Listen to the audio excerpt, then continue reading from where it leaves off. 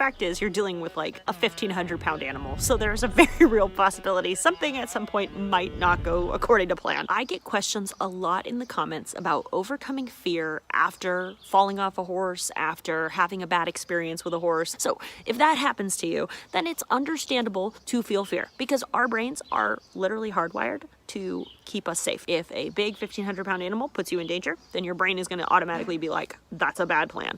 And fair enough. Here's the reality of what happens after that happens to you and your horse's relationship. So my mom is very afraid of horses, and every time she goes up to a horse, she is feeling fear, right?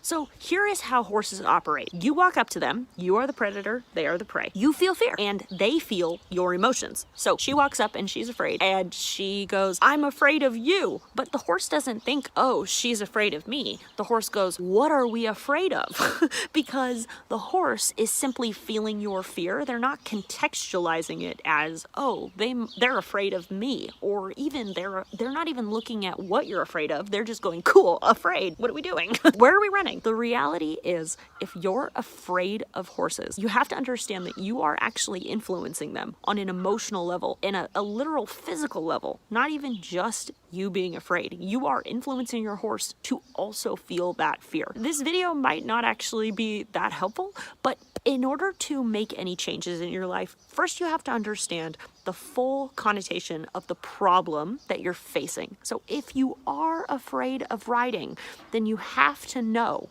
that that emotion of fear is not only influencing you, but it's influencing your horse, and it's influencing the reaction they have to you. So I made a full 5-part series on, it's called From Falling to Flying. It gives you 5 very tangible tools to help you overcome fear, because the reality is it's work, right? If you want to make a change in your life, it's going to require some effort. If you have these 5 videos, you're going to be able to probably make that change a lot faster.